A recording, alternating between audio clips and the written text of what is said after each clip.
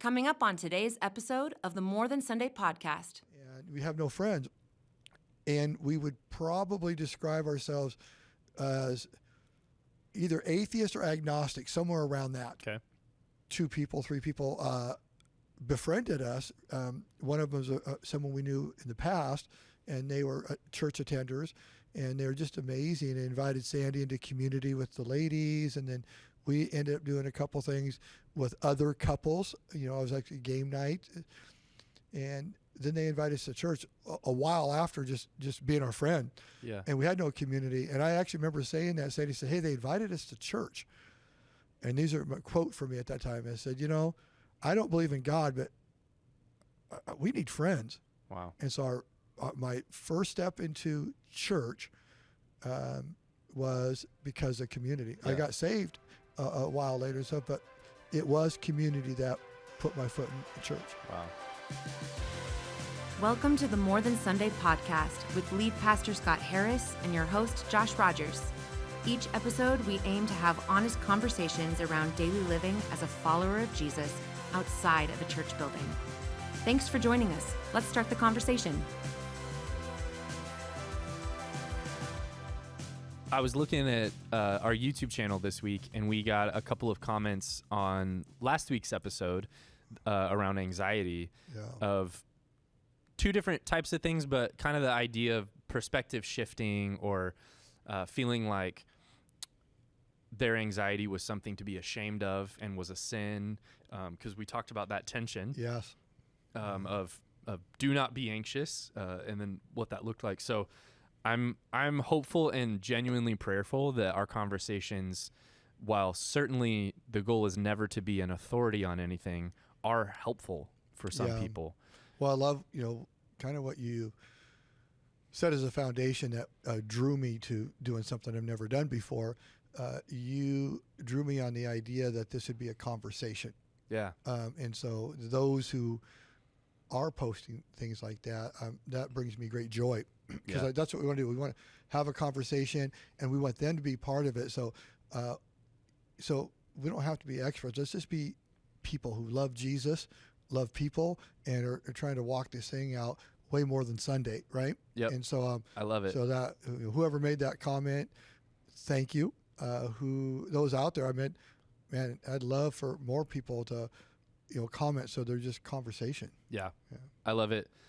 Today we're going to get into some different topics. Our main topic for today is talking about the importance of community. But before we get into that, we've got a drink of the day. Oh, a drink of the day. Okay, this is. I just got a little excited. I know it's underneath the table on your side. Oh, you hiding it? I hid it from you. Oh no! So we've got. Oh, yes. We've got Mountain Dew Voltage. Oh, this could get interesting. Voltage. It says charged with raspberry, citrus flavor, and ginseng. Wow. With other natural flavors. So I don't know about you, but when I was a kid, color was purely my drink choice criteria. Oh, yes. You know what I mean? Yep. And so it was like, which one do you want? Do you want lemon? I want blue. I want the blue drink. Yeah. So today we have the blue drink, and I'm gonna give it a try. I've never had this one before. Should we do this simultaneously? Let's do it. I apologize. We need to have an after take, because when this kicks in on us, this could be an interesting show. Yeah, it could be. Voltage. Let's give it a try. Please, kids, don't do this at home. Okay. I taste the raspberry in there. Oh, it does taste good. That's kind of nice. Yeah. Feel my heart racing. All right. Voltage. Hey, Mountain Dew. Yeah. Still looking for that sponsorship? We're going to have to probably put a disclaimer that this podcast may not be good for your health. Probably. Good for your mental and spiritual health, but definitely not your physical health, right? Yeah, this is that was good. 0% good for you, but it's tasty. Hey, don't tell my wife I'm doing this, okay? I won't. She won't know. You won't know at all. All right, so as we're kind of enjoying the drink of the day here, want to go back to a question we kind of started asking a couple episodes ago, but just behind the scenes with Scott a little bit. What's going on, something in your world that you're, wrestling with, or you're excited about, or looking forward to, or something you're working on that maybe, we wouldn't know about? Yeah. Well, a real interesting in fact, it really ties into the episode. I think 2 episodes back, we talked about rest and Sabbath. Yep. So I've been in full-time ministry, just past 29 years, and so I've never taken a sabbatical. Right. So a lot of my peers have, and then, we introduced a sabbatical when I took over. Our ex-executive pastor Pat Lassard kind of brought it from over in his previous church, and so we started doing that. And because we were, in the throes of battling COVID, I said, no, I'm gonna step back and not do a sabbatical. So I really put it out of my mind. And then just recently, it was, some people just said, hey, you haven't done your sabbatical yet. And so anyway, so that is something that just got on the book. So I am basically living this out of this idea of what is sabbatical, what's it look like. So anyway, so that's been a real challenging because I do struggle resting, but and you've never done one before, correct? No, never. Okay. So that's new. It's and so it's trying to practice what you preach. It's interesting.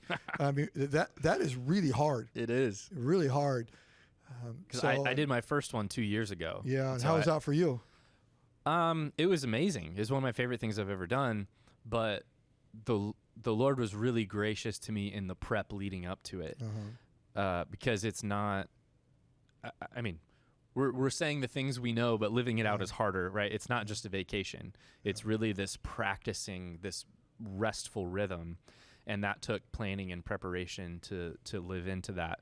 I was just talking to somebody yesterday about sabbatical, and I said one of the funny things about it is I think it's going to take probably the rest of my life, but the number I use is the next 7 years until the next one to become what I learned in the first one.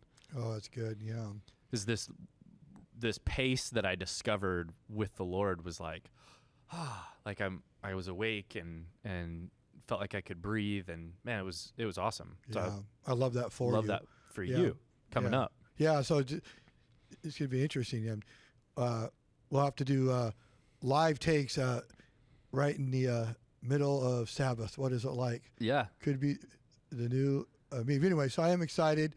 And probably most excited just to be with the Lord very intentionally, trying to just push to the depths of that. And I would say that, so I'm super, that's got me, I feel an excitement rising in me. That's to cool. Say, what does that mean? And I equate it to this, we're both married, and we know what it means when you take that anniversary trip or something, and you know that you're going to go in, and the intentions is just to press deep into relationship, I mean, and you're very intentional with that, and just the excitement of getting to, know our wives better, and just all the joys around that, and I feel that type of excitement toward Jesus in this thing. So that's just last couple of days I just have felt that again rising up in me. I'm excited. That's awesome. Do you remember, I felt like the Lord gave me sort of a picture to work from, like a sports analogy to prep for sabbatical. Do you remember that? I mean, that was a couple years ago now. No, I remember the conversation. I probably remember. So is this idea of running a marathon. So I, and this was for me, not necessarily for everyone, but I would be incapable of going today after this episode and going to run a marathon. It would take me a lot of training to be able to get to that capacity. And what I felt like he was saying to me was the same is true of something like sabbatical, where you want to go immediately into this deep rest, but it's going to take some training to get to that point. So one of the things that I found really helpful was beginning some of the practices I wanted to start on sabbatical early. So there was some rhythm that was start to built into it before I got there. Oh, that's great insight. That's good. Yeah, that's good, because I'm compiling a list of different books I want to read and some different things. So that just lines up with that better. So yeah, good. Thanks. Looking forward to it for you, man. It's going to be awesome. Yeah. So here we go. So speaking of books, yes, I want to do a kind of a new segment we'll bring in from time to time in episodes. We'll just call it Book Time. Okay.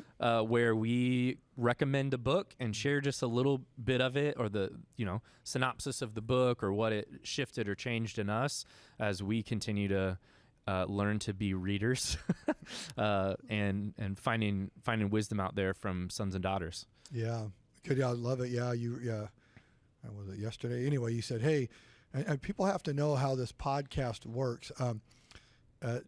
Generally speaking, Josh wisely, I believe, tells me kind of late, hey, this is what God's kind of put in my heart. Let's go, and we jump into it. So, what I'm hoping is that you're getting the everyday. This would be a conversation we'd have in the hallway on our couches and stuff. Yep. So it's not great prep. So I think yesterday you said, hey, I might do favorite book. So anyway, so yes, I'm excited about it. Yeah, kick us off. What do you got? Okay. Well, here's why I'm laughing. I love books, just so you know, and so I read quite often, and so there's so many books I could have chose, but you're getting to know me. I chose a book with a story. So what is so the book I've chose, and it's called Tattoos on the Heart by Greg Boyle, and so this book I've read a few different times.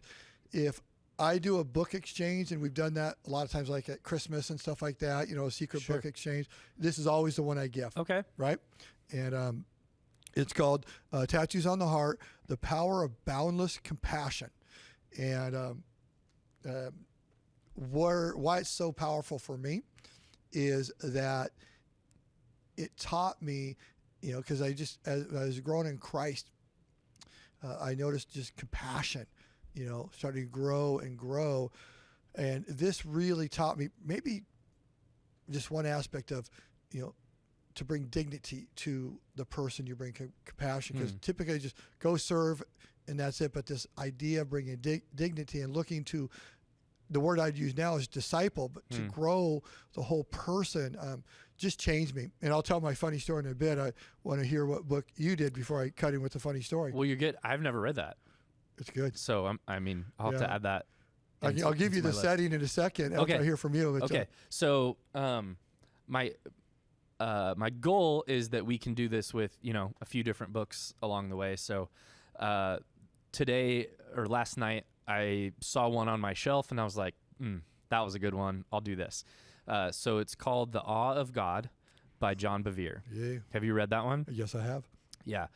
So really the synopsis of what he's writing is about coming back to the awe of God, coming back to living in fear of the Lord.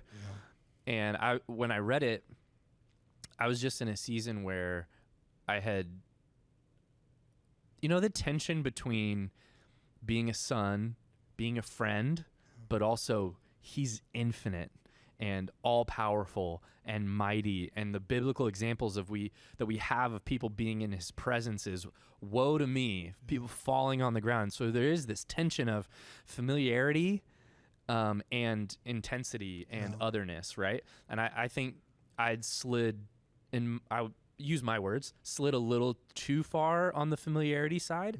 And this was such a cool tool that brought me back to this place of awe and digging into who he is, having a continued healthy perspective of who he is, not my version of him, but who he actually is. So that's been a really cool one for me, has been really shifting over the last 3 or 4 years. So yeah, I love that. In fact, a couple of the books I considered bringing, 2 of them were John Bevere books. An instrumental one of his for me was Drawing Near. In fact, I recommend everybody to read that book. It's fantastic. It's really good for me as I had to wake up a relationship with the Holy Spirit. That's a conversation for another day in me, but that wasn't part of my faith journey. And John Bevere is that book, Drawing Near, really helped me wake that up. And another one called by John Bevere is The Holy Spirit.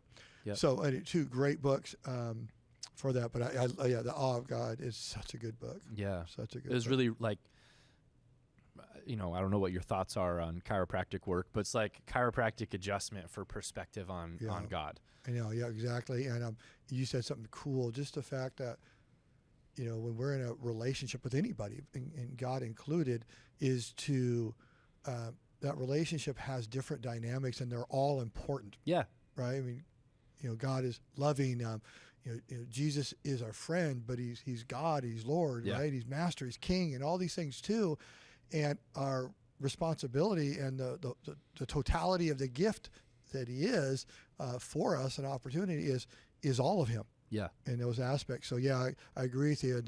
As evangelicals, we could lose the awe of God pretty quickly. Yeah. Well, it's just like anything too. Things become routine. Yeah. When you do it over and over and over again, and then I think we can do a good job. I can continue to do a better job of stewarding my heart, my mind, of staying active in pursuing the truth of who he is, what he's actually like. Yeah, I love it. It's good stuff. Cool. All right, I want to hear your story. Okay, I love it. Okay, back to tattoos on the heart. That was so deep. Good. So what this book is about, I call him Greg Boyle. Gregory Boyle, the author, is a priest in East L.A., Los Angeles. Okay. And he was there in the 80s and 90s. And some of you will remember it was when the street gangs, the Crips and the Blood, were at their peak, and the murders on the streets. It was just, it was like a war zone down there. Okay, so Greg Boyle was a priest there, and what he did is, was trying to help, and right in the middle of it, lots of death around him because gang activity and where his parish was high. And he did something, and I'd call it by accident, but divine accident, let's call it, versus rebuke somebody that did a crime against his church, a local gang member. He had him work for him, and he saw that dignity when he gave him that job, that this young man started blossoming and growing. So because of time. So basically, this is what happened. His whole ministry developed around it. It's called Homeboy Industries nowadays. I took a group down there and met Greg Boyle. We toured his place. We did ministry. It was our youth group. I was a youth pastor in East LA and South Central Los Angeles. Yeah. Right. So that's a cool awesome thing. It is. It's cool. So here's a funny story. You ready? I got to set it up well. So when I was a youth pastor, how I would decide what mission trips, I'd pray to God and say, reveal to me where you want me to take these kids. And I was in a season of ministry that I wanted to show them in their America, there's mission opportunities, because we'd go overseas and there are opportunities there, but I noticed they were missing that which was right in front of them. And so we did different things. Like we went down to Katrina, if you remember, a huge hurricane, and helped there one time. Anyway, I was praying one night, and then I was interrupted with a 2020, a news show that showed Pete Carroll. We all know Pete Carroll, but he was a coach at USC at the time, and he would go out at night and walk the streets and talk to gang members. And I just felt the Spirit said, you're supposed to go down there. So, okay, so we're going to go to South Central Los Angeles. How did you pitch this to the parents? Oh, well, yeah. Listen, side note, another story. One of my trips, I took them to the murder capital of the U.S. That is an own segment sometime called Camden, New Jersey at the point. Oh, my gosh. Yeah, the parents let me, but I've been a youth pastor 15 years, and they trusted me. There you go.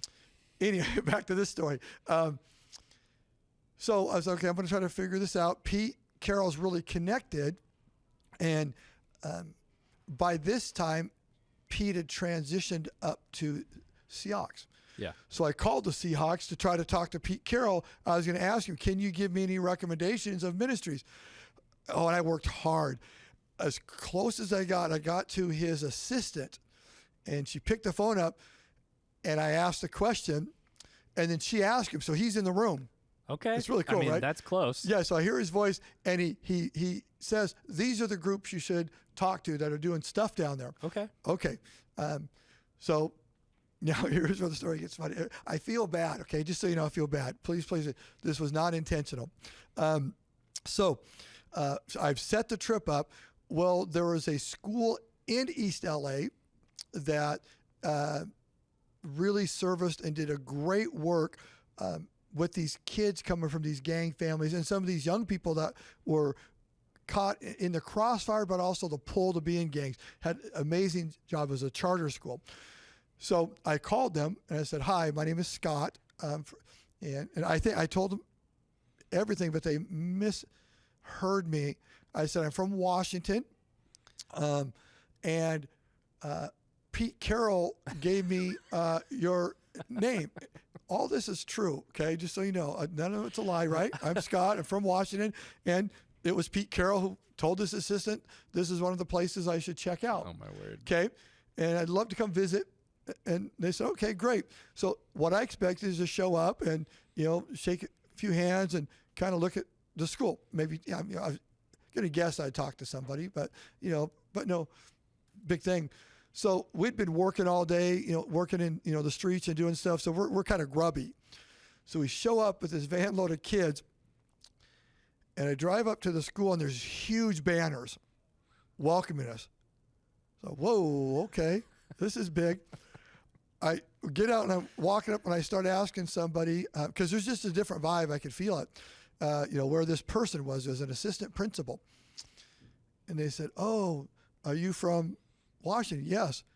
And they said, "Oh, we canceled school today because you guys are coming." Oh my gosh. I know, we're all dirty and stuff, like, okay. So I was like, something's up. So I go over there, start talking to the principal, and I just, and he discovers, here's what he heard. "I'm Scott, a friend of Pete Carroll's from Washington, D.C." So he thought I was some sort of government official. Oh my gosh, or dude. some big boy, but I'm some guy from an island in Washington State that Pete Carroll probably shouted across his office to his assistant a couple places he knew about. They canceled school. They had banners everywhere. All the teachers and everyone's in suits. They're dressed to the hilt. Right? Oh my Kids are dressed up.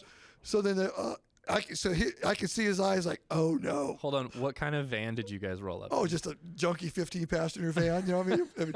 It was just, what you get from to lease around. So then we go in and they gathered all the kids, and they do this big performance, and it was amazing, spoken word, and because they're all urban kids, and it was just awesome, way over the top, and it was awkward. So I was like, oh no. Anyhow, I do appreciate what they did, but they thought we were somebody different. So anyhow, that's a story. It was amazing. But this book, what we experienced down there was awesome. But this idea of boundless compassion and dignity of people, because it's what Jesus did. Romans 5:8. While we were yet sinners, Christ died for us because he loves us. And so just this dignity and compassion, it's what is done to us, and we get to love that way. And so that's why this book is so powerful to me, and I like to give it out to remind us in crazy places. But anyhow, yeah, you love that story? I'm a little embarrassed to tell it, but it's just true. Well, what? How did you, when it was over, did you just duck out? How did this end? Well, yeah, the whole day was planned for us. Oh my God. So we had all these lunch dates with all the students and the student leaders, and I'm looking at my adult leaders and I'm thinking, we all know what's going on now. It's like, oh man. And so I was just like, I didn't know what to do. But again, I told you the story. What I said was all true. Yeah. This person interpreted it much different. That's so funny. And so, again, which is good. We're all good, handshakes and stuff. And I think we all jumped in the car and we drove off at the end of the day now. Kind of laughed like, well, and I'm sure that guy just said, you know what? Oh, well. Yeah. And I tell you what, some of this, the stuff we experienced with the program they put onto us was amazing. These kids' story, what they experienced, their art, the lunch, we went and had lunch with them all. So anyway, wow. So I haven't, yeah. Oh, that's funny. That's awesome. That, I think I would have been, I don't know if I would have been capable of sticking it out. I think I would have had to just leave. Well, I wanted to rescue the guy because I saw in his eyes, because I wasn't there for the conversation, but he had to go tell his boss, I made a mistake. Oh, man. This is a common guy from, I didn't know where from, somewhere in Washington. Yeah. He's a youth pastor, and he's got some kids with him, 40 kids with him, whatever. Government official Scott Harris. Yeah, so this guy's not going to move the needle of Washington, D.C. Policy on, funding for urban ministry and stuff. I mean, I think that's what he thought was happening. Did you hand out the book at least? But I was trying to be real little, just so you know. I was going to these meetings and sliding in the back, just like, because it was so over the top of what they were doing and what we came and what we brought. Yep. It was just nowhere in the same, space. And so anyway, I was just low key trying to be gracious. I mean, I would have jumped in the car and left out of respect and honor. But I could tell with his, like, well, this is already planned. They go. We've canceled school. These kids have prepared all these programs. Dude, that's amazing. There's most of these meetings that they're doing the programs. There are about 4 times more people in the room putting the program on than the audience because it's just us. Yeah. Oh my word. So we're gonna kind of transition to our topic, but that in and of itself is a community that you were being obedient, but also wanted students to experience the types of communities that are around us here, right? Yeah. So with just the time we have left, I want to just kind of dig in a little bit on the importance of community. Yeah. How has that been important for you? In what ways have you had seasons without that, where then you look back and you're like, oh man, this is that way? Or what comes to mind when we think of community? Yeah, a lot. You asked if there's points that we didn't have it and then did. The answer is yes to that. Bring it into kind of my spiritual journey. So I'll house it there for just to answer the question.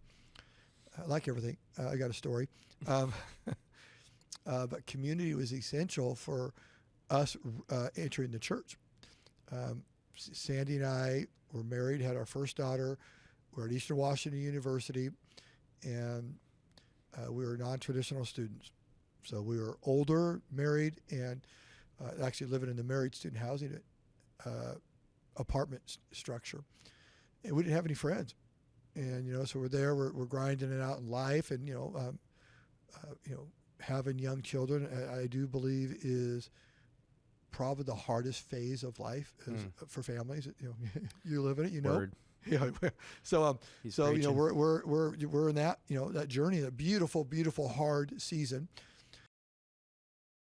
Yeah. And we have no friends. And we would probably describe ourselves as either atheist or agnostic, somewhere around that. Okay. But the words would come out of my mouth sometimes that I don't believe in God. This 2 people, 3 people befriended us.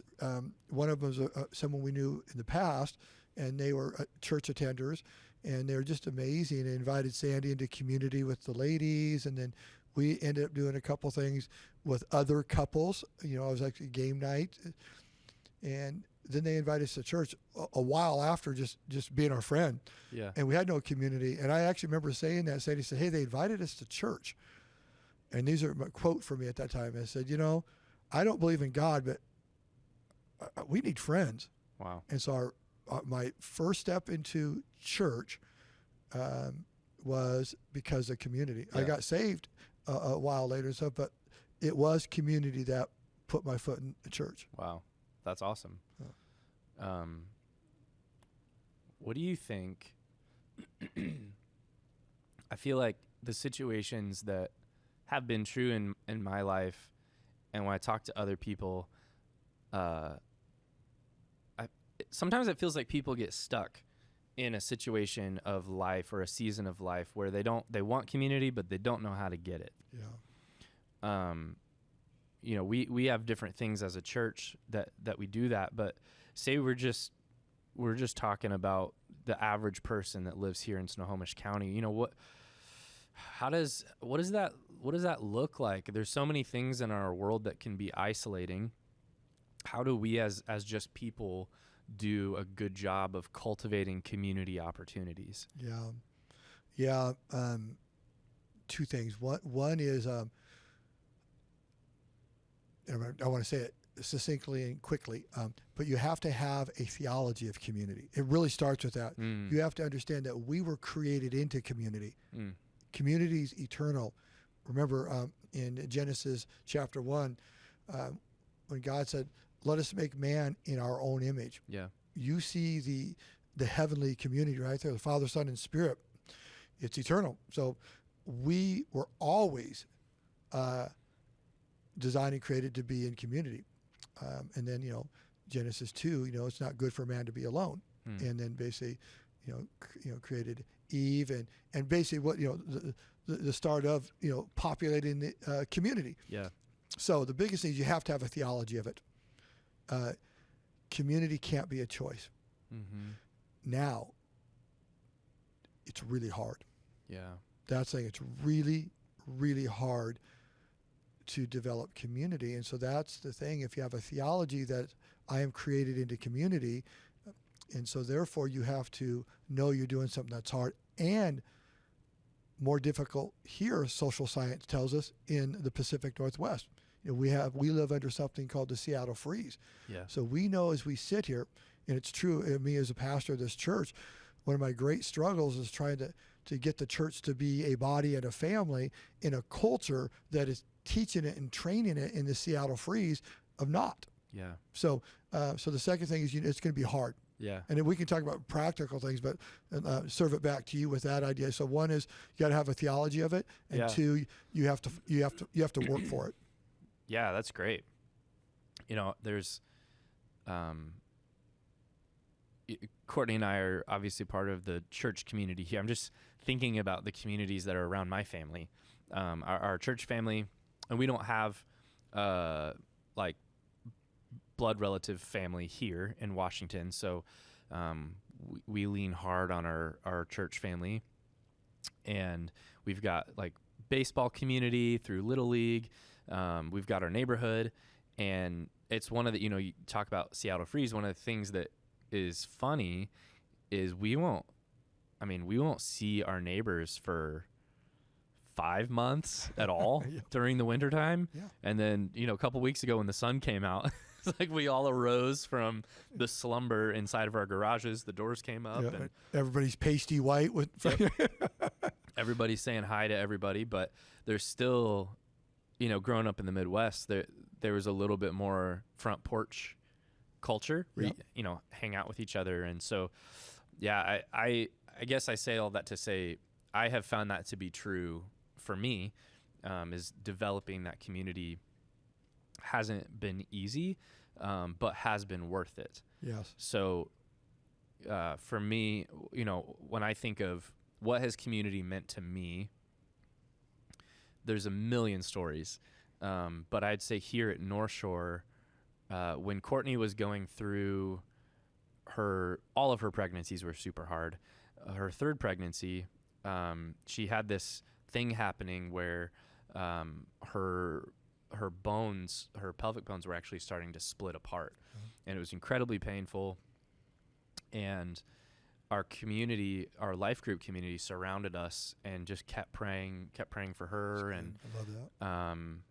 So, right there, the impact of that isn't just, yes, it's the prayer, but you don't feel alone. Yeah. There's people that you can talk to about it. Food was being dropped off on our porch, texts coming in. How are you guys doing today? What's going on? And that means more to me as a human than I think I realized I needed. Yeah. I think, I don't know how true this is for others, but I wonder if we get really comfortable doing the solitude thing, even though it's not that good for us. Yes. And so you get some of these tastes of things. Anyway, things progressed, and it's a longer story, but basically she was supposed to go do a bunch of physical therapy and then potentially surgery if that didn't work. And she felt like the Lord said not to do that. So she took a step of faith and canceled an appointment, and I'm in no way saying that's what everyone should do, but this is what she felt like the Lord was leading her to do. And we had life group that night, and she hobbled in, and the life group just surrounded her, and we prayed for her, and all the pain she was feeling in that moment went away, and she was actually able to walk out of the room with a normal gait, a normal pace. She hadn't been able to do that since before pregnancy at all. So, I mean, that's the Lord, but it was the Lord loving us through his people too, and surrounding us. And so I guess as I'm reflecting on the importance of community, I think I might downplay the importance of community, of my need for it sometimes, especially as, in full-time vocational ministry, you're kind of doing the thing and you're going and driving. And we've both talked about how that's our tendency, just to drive hard. And it's helpful for me to process that, because I think I've underestimated its value to my kids, to my wife, to my family. Yeah, and the power of community, when we need it, it's not a you snap your fingers and there's community. So that's the thing. So it's true. What you spoke of that's is true. And I'll use my own words. The work of community you did. Yeah. That allowed a moment that there was a group of people laying hands on you. I'm going to guarantee you that group, you had to decide, okay, we're going to go to group. We're going to go sure. We're going to go visit these friends. We're going to spend time with them. And you had to do that grinding work of being in community. And then a moment came, and then guess what? Yep. There's your community. Yep. Right. So I think that's a real important aspect of that. It's at Northshore, one thing I really enjoyed is learning about connecting to community through our military people. Oh, wow. So I watch it most without fail. When a military person or family shows up at Northshore, and they're going to start, Northshore is going to be their home, almost without fail, I'm sure there's an exception there, they get connected. And I watch them, because here's the thing, and they will not be denied. And so I've talked to some of them and said, tell me how you did it. And they said, well, because of our different either deployment or different orders we have, we don't have time to sit around and do that shy, wait till we're invited. Hopefully someone connects with us in here. They said, no, what you've learned is you show up in a place and you say, okay, this is going to be my community. There's something draws me to that. Of course, let's use a church as, common beliefs. And then they roll their sleeves up and they go. Yeah. They do the work. They will sign up to volunteer. They will invite people to dinner. They will go to dinners. They will, they just get after it. And I watch them and they connect, and it's beautiful and amazing. Then I'll watch us Seattleites not connect for 3 or 4 years. Yeah. Right. And so I think that's such an important piece. And then I would add one more thing to this. You see the Jesus model. Yeah. Can we say, okay, community? What is that? There is a psychologist in the 90s, Dunbar, and it's actually called Dunbar theory. Okay. And the Dunbar theory is what capacity do we have as humans for relationships, right? And it's, I'll say it's interesting, but shouldn't surprise us that if you place that over Jesus' model and example in Scripture, it fits.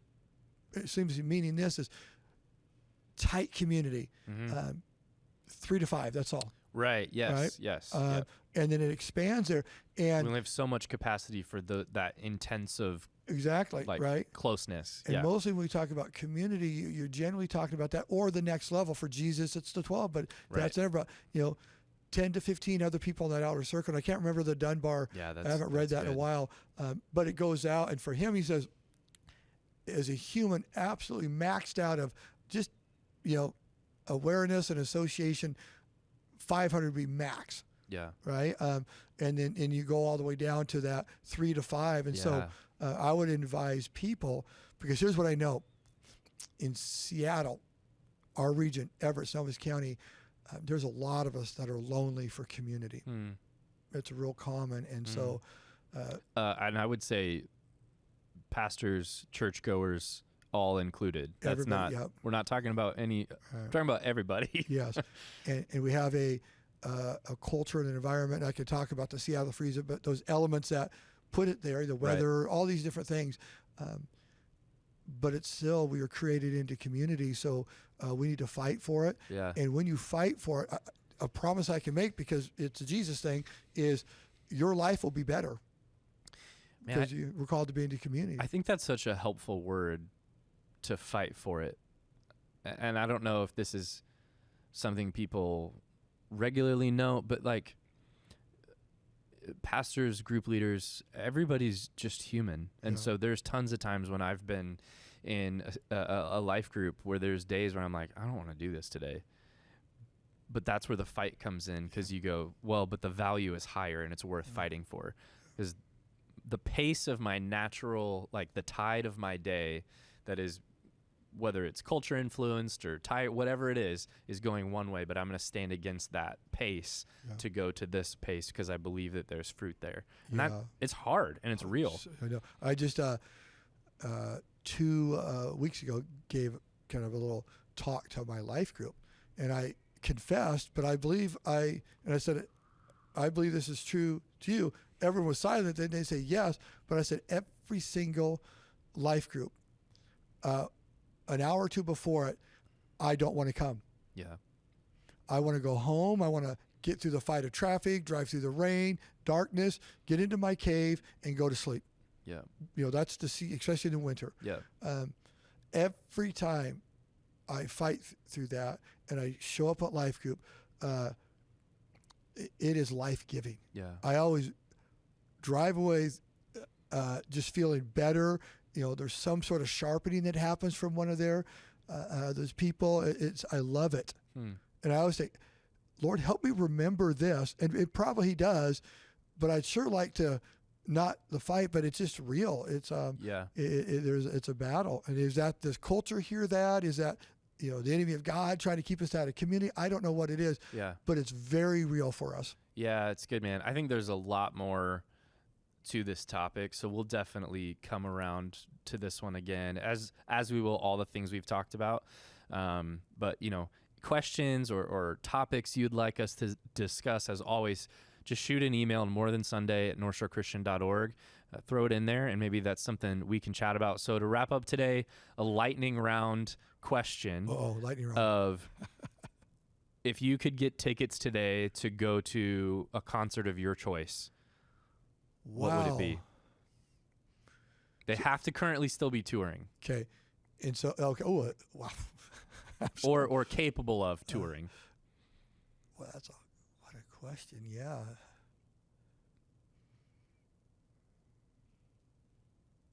It's tough. I know, man. Boy, if I have to, I'm laughing. I'm all over the map. So it's just, if I were going to go to the concert, I can't be thinking about anybody else, just me. Yeah, right? Just Scott wants to go to a concert. Okay, you guys are going to hate me. I apologize, but if I know, doggone it. I don't want to tell you. Come on, bring it out. I'm giving my pearl to you, okay? Bring it out. It would be George Strait. Okay. I've got country in me. I like all kinds of music. Okay. But that's in there, and I haven't seen him in concert, and there's a story with George Strait I could tell you, but I'm guessing so I got a George Strait story. We'll come back to it. Yeah. Hey, that's great. Nothing wrong with that. Yeah. For me, how about you? Yes. Yeah, for me, I think it would be. I've never seen Coldplay. Ooh. And I'd love to see them before they decide they're totally done. Yeah. But hey, I love this space, getting to sit with you and chat about stuff. We've got more coming. Tune in every other Monday. North Shore, More Than Sunday podcast. Northshore Christian. Here we go. Love it. Bye. I'll make sure you comment. I love that. Make it a conversation. Yeah, make it a conversation. I love that. That's good. Thanks for joining us on this episode of the More Than Sunday podcast. The easiest way to stay connected with us is to follow or subscribe on whatever podcast platform you are using. If this episode was impactful for you, leave a comment or review below. We would love to hear from you. This podcast is hosted by Northshore Christian Church. We have services in Everett at 8:30 and 10:30 a.m. and would love to see you there.